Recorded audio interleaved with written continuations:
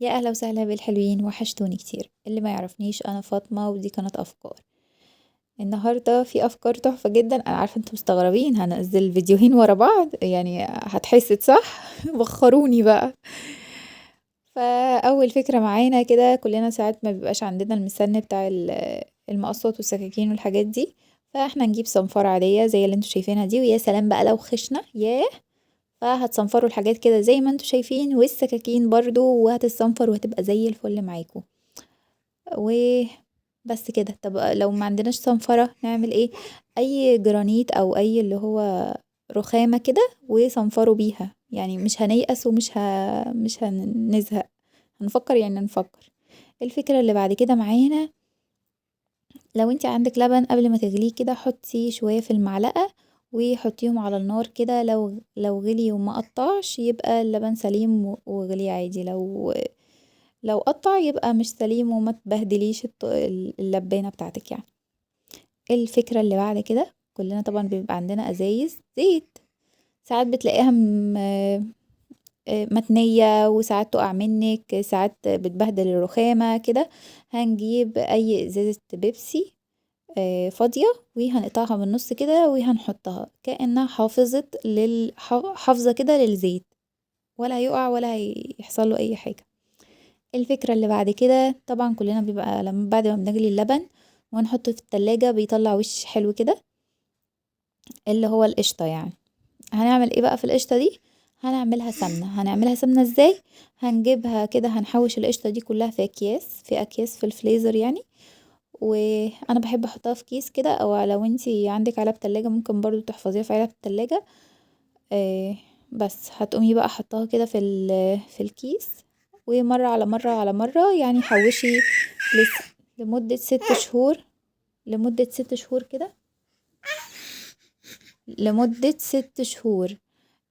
وبعد كده بس طلعيهم بقى واعمليهم سمنة.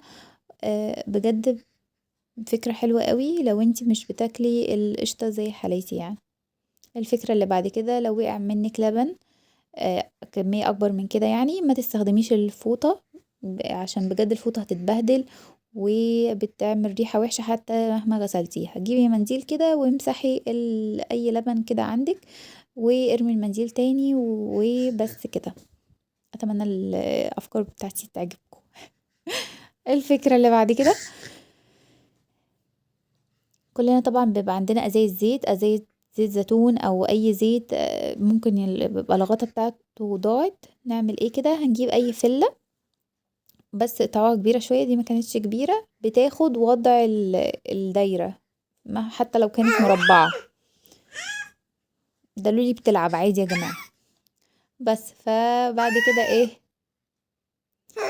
طب ما عندكيش فلة، والحل الأحسن بقى منه، تجيبي اللي هو الجوانتي الطبي، اي صباع منه كده، وهتقومي ملبساها كده. بجد الفكرة دي تحفة، ومش استحالة استحالة الزيت يقع. بجد تحفة قوي. اعتمديها يعني، انا معتمداها عن نفسي. الفكرة اللي بعد كده، كلنا ساعات طبعا بيبقى عندنا جواكت جلد، سواء ليكي بقى او لاطفالك او كده. فهتحافظي عليهم ازاي؟ هتجيبي، عاوزة مثلا يتغسلوا وما تطربوا كده، تقومي جايبة قطنة، وتقومي جايبة اي زيت جونسون او اي زيت، وتمسحي كده. بجد جواكت الجلد يا جماعة ما بتتغسلش، عشان لو اتغسلت هتقشر، ولو اتعينت في اكياس تحت السرير او كده بتقشر برضو. طب نحافظ عليها ازاي؟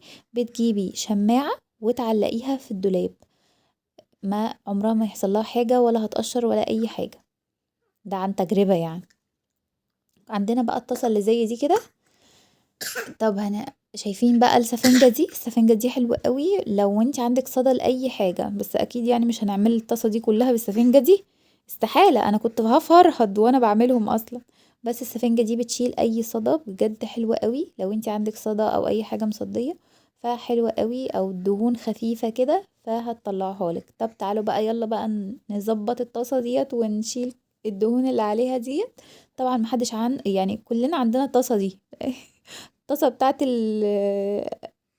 آلية البطاطس ديت، اللي هي بتبقى مفرهدة الناس دي كلها. هنغسلها مع بعض. هنسخنها على النار كده زي ما انتوا شايفين، كأنك هتسخني زيت جامد او هتقلي بيض. وبعد كده تجيبي الصابون البلدي دوت وتبشريها عليه زي ما انت شايفة كده. بجد بجد الفكرة دي تحفة. طب بعد كده هنعمل ايه؟ هنجيب شوية زيت او اللي هو السلكة الخشنة ديت، وبعد كده هتجيبي شوية زيت وتقومي حطاهم عليهم وتفركي بقى، تفركي تفركي تفركي. بجد الفكرة دي تحفة تحفة، وهتقومي تنفذيها حالا. لو انت عندك اي طاسة متبهدلة زي دي كده، بصوا انا كنت مش قادرة امسك اصلا من كتر السخونية، بس بجد كانت كل حاجة بتتشال بسهولة جدا، يعني ما كنتش بدعك اللي هو قوي.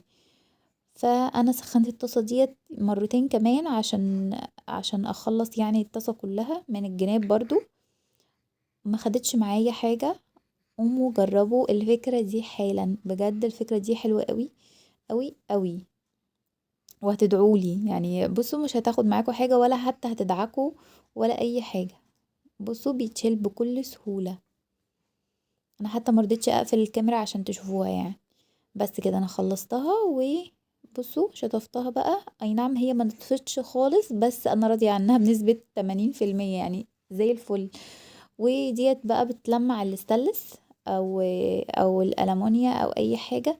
لو حد يعرف هي بتستخدم في ايه او كده يكتبولي في الكومنتات، لان انا مش عارفة استخداماتها قوي. فهحاول اجربها في كذا حاجة، ولو عجبتني هطلع اقولكوا عليها. بس هي عامة بتلمع الألمونيا والستانلس. بس كده أتمنى الفيديو النهاردة يكون عجبكم، وتكونوا استفدتوا بفكرة أو فكرتين. وما تبخلوش عليا باللايك والاشتراك عشان هتستفادوا كتير جدا. أنا بحبكم كتير أوي أوي أوي أوي. سلام.